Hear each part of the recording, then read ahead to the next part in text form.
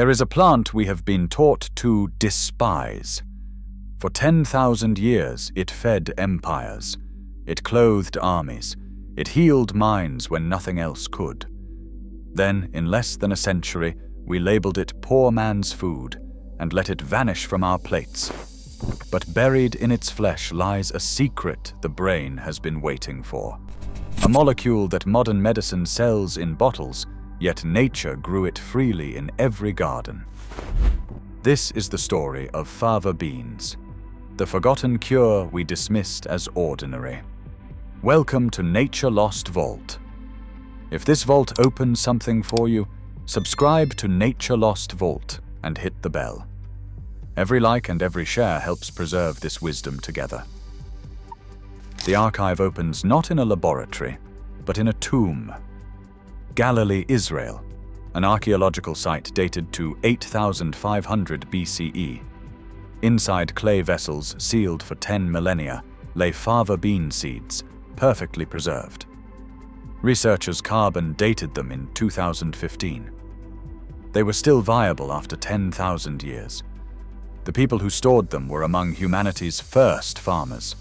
They had no written language, no metal tools, no pottery, but they understood something we forgot. In a land where survival meant choosing what to plant first, they chose beans before grain. These were not ordinary seeds. They were medicine disguised as food. Each bean carried up to 0.5% L-DOPA. This is the same molecule that pharmaceutical companies synthesize today to treat Parkinson's disease, depression, and dopamine deficiency. The compound that makes us feel motivated, alive, clear-minded, and it grew freely in the soil. From Galilee, the bean conquered the ancient world. By the Bronze Age, it appeared simultaneously in Spain, Greece, and Switzerland. It was a global network of healing, before ships, before roads, before empire. The ancient Egyptians placed them in tombs as food for the afterlife. The Romans ate them at festivals honoring the dead, believing the beans held the power to communicate between worlds. They were not wrong about the power. They simply didn't have the language for neurotransmitters. When the mind grew dark, when winter stole color from life, when soldiers marched too long and felt nothing, the bean brought them back. Roman physicians prescribed them for melancholy. Medieval herbalists called them the bean of balance. The science finally caught up in 1913. A biochemist named Marcus Guggenheim isolated L-DOPA from Vicia faba, the fava bean, for the first time. He had no idea he was extracting one of the most powerful molecules in brain chemistry. It was not until 1938 that scientists discovered L-DOPA converts directly into dopamine in the human brain. The pharmaceutical industry took note. Within decades, synthetic L-DOPA became the gold standard for treating Parkinson's disease. But the bean that gave birth to the medicine? Forgotten.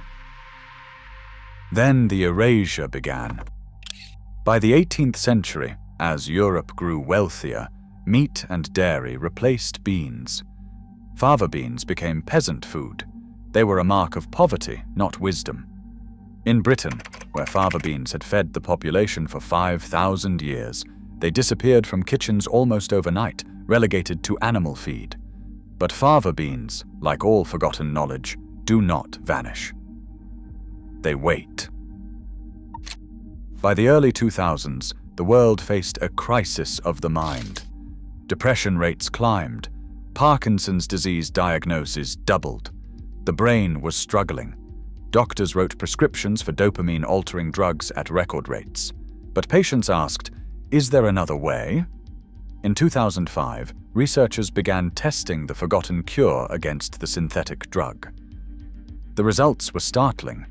Fresh fava beans raised plasma levodopa levels comparable to standard medication doses.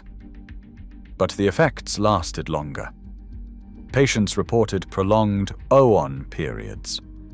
These are the hours when movement feels fluid, when the mind feels clear. Modern neuroscience revealed why. L-DOPA crosses the blood-brain barrier, which is a feat few molecules can achieve. Once inside, it converts directly to dopamine, flooding depleted neural pathways with the neurotransmitter the brain craves. This applies to more than just Parkinson's disease. Dopamine governs motivation, focus, and reward. When dopamine drops, depression follows. Recent studies link inflammation in the frontal lobe, a key driver of depression, to dopamine deficiency. The bean that fed the ancients may be the key to treating the modern mind. But to reclaim this power, we have to relearn how to grow it. We have to open the lost manual of the fava bean. Unlike modern crops, this plant does not want to be pampered. It wants to work. The first secret is frost defiance. While modern gardeners wait for warm weather, the fava demands the cold. If your ground is not frozen solid, meaning above 15 degrees Fahrenheit or minus 10 degrees Celsius, you sow these now. Plant them in the dead of winter. Push the large seeds 2 inches deep. They are winter warriors. While the rest of the garden sleeps, they build a massive root system, ready to launch the moment the sun returns.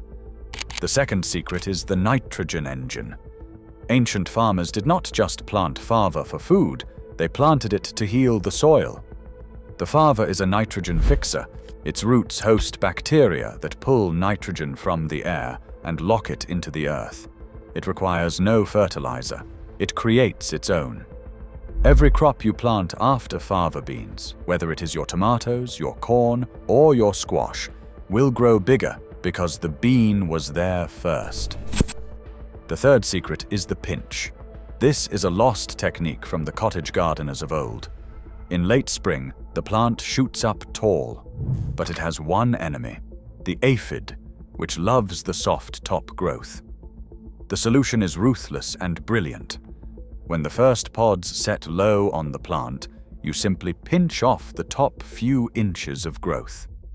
This removes the pest target. More importantly, it forces the plant's energy down, away from the leaves and into swelling the pods. It concentrates the harvest. And when that harvest comes, we must unlearn how to eat them. The stigma of peasant food gave us boiled, mushy grey beans. That is not the fava. Harvested young, they are sweet and tender. Culinary historians remind us that the ancients did not boil the life out of them. They roasted them. Fava chips roasted in the oven with olive oil, cumin, and sea salt until golden create a high-protein, dopamine-boosting snack. Or green gold, blanched beans blitzed with garlic and cilantro. This is bioavailable medicine, but there is a caution. Ancient wisdom always respects power. Fava beans are not for everyone. A genetic condition called G6PD deficiency, common in Mediterranean and African populations, makes this bean dangerous for some. For them, it triggers favism, a breakdown of red blood cells. This is why Pythagoras forbade his followers from eating them. He knew they were powerful enough to heal, but also powerful enough to harm. For those with the deficiency, avoidance is absolute. For the rest of us, they are a gift. Today, the science is catching up to what the ancients knew. NASA researchers are studying fava beans as a top candidate for Mars missions. They are high-protein, nitrogen-fixing, and a morale booster for astronauts in the dark of space. Universities across Europe are identifying bioactives in the bean that may protect against neurodegeneration. But perhaps the most radical rediscovery is this. The brain was never meant to be fed by factories. For 10,000 years, humans ate foods that naturally supported dopamine production.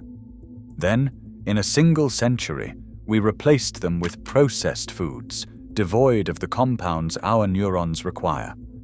Depression, ADHD, brain fog. These are not just diseases. They are messages. The brain is asking for what we stopped giving it. And the answer is still growing in the ground. The bean that clothed Bronze Age kings, that fed Roman soldiers, that sustained medieval peasants through famine, never stopped offering its gifts. It simply waited for us to remember. This knowledge is not lost. It is waiting for us to remember. If this vault opened something for you, and you find value in these stories, subscribe and hit the bell. Every like and every share helps preserve this forgotten wisdom together. The next vault opens soon.